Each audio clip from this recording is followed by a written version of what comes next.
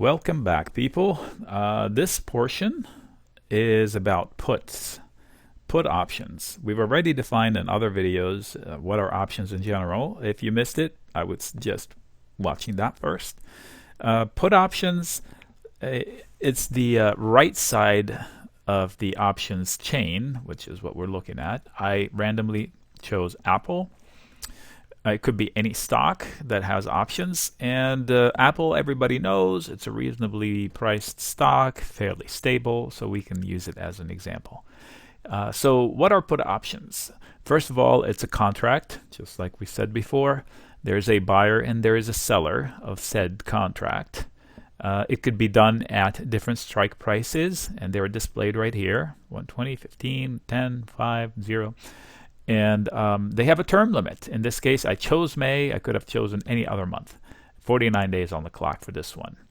There are already people in it. They have already people traded it that day. So it's available for me to trade it if I choose to. So who uses a put option and what is it? Let's start with the definition. You could read the definition somewhere else. I'm going to use my own Nick version with plain simple English. So it's basically a contract between a buyer that wants assurances and the seller that's giving said assurances. In this case, I'll use it in the protection mode because it's the easiest to illustrate and get across. Let's say I own 100 shares of Apple and I am worried for the next 49 days. I see something coming, there's an event, I have a reason to be worried, I'm going on vacation, something. I need protection temporarily for the next 50 days, 49 days.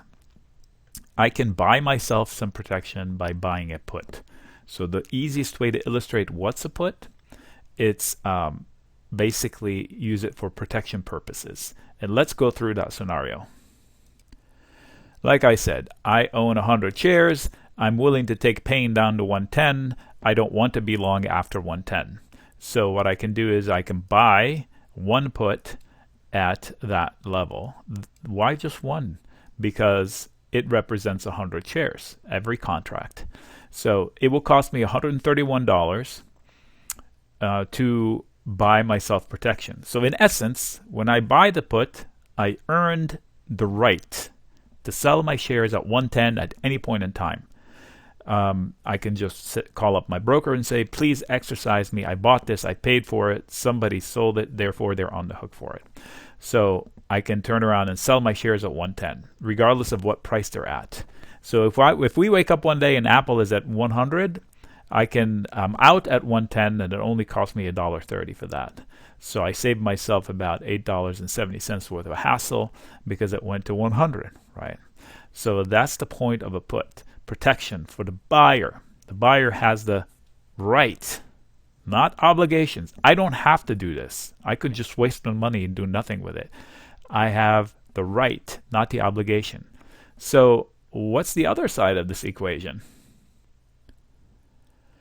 So the seller is the other side of this equation. There's a buyer and there's a seller. So somebody out there, if I'm looking to do this, somebody out there will say, you know what? I would love to buy Apple at 110. Yep, I'll be a buyer at 110 for you. So they will sell it. See? Sell it. So when I buy it, it's going to cost me $130. $130. When they sell it, they're going to collect $130. So they are my insurance company. And for me, I'm the buyer. I have the right. For them, they are the seller. They have the obligation because I have the right. So if I call on them, they have no choice. They're taking my shares. And it's happened to me before. So I can exercise my right, give them my shares, 100 of them. If I had 1,000, I would do this 10 times. So who buys protection and when? I don't believe we need protection all the time. I believe sporadically we might need some protection. And the good thing about it, it's rentable. What?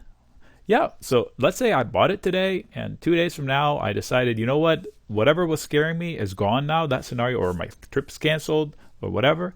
I don't need that insurance anymore. I'm comfortable owning Apple through 100. Yeah, no problem. I've done my homework. That's the bottom. I'm okay with it. Then I would sell my insurance back, whatever the value is. It's now $1.30. It could be 80. So I get back $80 out of 130. Not too bad, cheap insurance. It could be 230 if Apple fell. Then I made money on that little trade. So I paid 130. It's 230 now. I sell it back out. Okay, so this is the put option side.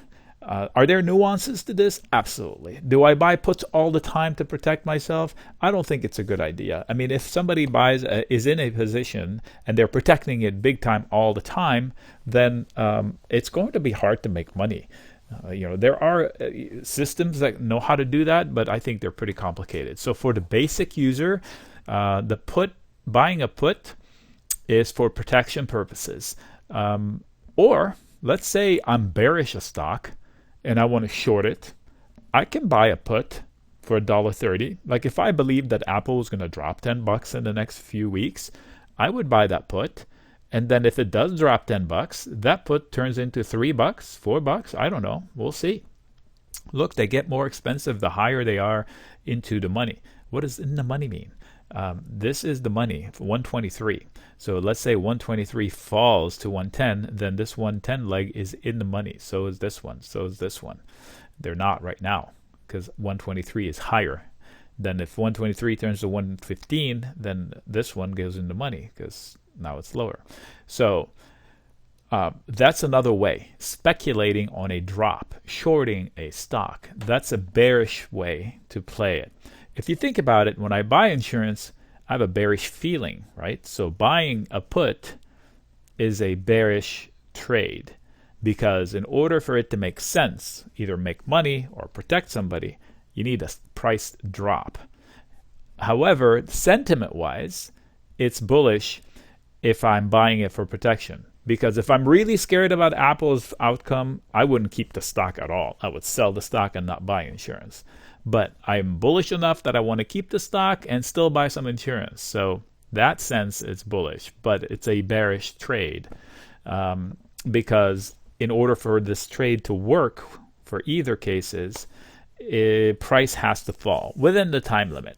All right, so what happens when I buy it? Tick-tock, tick-tock, I'm immediately starting to lose money if I did it for a trade. If I did it for insurance purposes, hey, that's its job. Its job is to die because I want my shares and I want them to not drop. I just want knowing that if they do drop, I'm covered. So I'm okay. It's like buying the insurance on my car. I want to drive my car, so therefore I need insurance for it, and I'm okay losing my $200 a month or whatever it is to cover my car. I don't cry about, oh, I wasted $200 because the alternative would be I've crashed. So this is the put option explained in plain, simple English. The easiest way to show it, it's buying insurance. The other way to show it is shorting a stock very gently. Shorting a stock by selling it outright, like the traditional short, unlimited risk. Here, maximum risk, $1.30. I cannot lose more than $1.30 if I'm shorting Apple. I buy it. If nothing happens, I wasted $1.30. I can change my mind halfway and sell it when it drops to this value and would have only lost 78 cents or 75 cents. So there are ways I can make it work. There are complicated ways I can make it work with spreads and all of that. And that's a different conversation. There are also ways to sell puts. That's also a different conversation. This is strictly about what is a put. Buying puts willy-nilly to short a whole bunch of stocks all at the same time is also hazardous because, like we said in the prior segment, most options, they say, expire worthless. Therefore, buying a whole bunch of them, I'm opening myself to a whole bunch of risk that is doomed. So I have to be picky. I have to know exactly why Apple, I think, is going to fall. So I don't, like on a hunch, buy a whole bunch of puts. And a quick recap, touch on the odds of this surviving. So the delta on this one is 0.16. So if I were to short Apple, this would not be a put I'd buy. I'd want to be at least closer to 115. I want a delta of higher than 0.25. That's personal preference. 30 is like a sweet spot for me, but they don't have that. So I'll opt for the 115. It's $230, 100 more than this one, but I think it's worth the extra money because I don't need as big a drop. So if I'm trying to short Apple, I don't want it to I don't want to guess to how far down. I want it that if it falls, I want to make money right away. Nothing worse than picking the right trade and putting it in the wrong spot. So these have very low odds of working out. Going higher, the odds are growing. The odds are growing. Right here is all you need is a little drop and you're in the money already. So somewhere in the middle lies the truth. Between too cheap, too expensive, somewhere in the middle lies the truth. That's the logic I follow.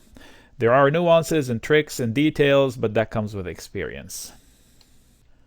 Again, this is not a specific trade alert for this here. This is an illustrative video on trying to explain what is a put option.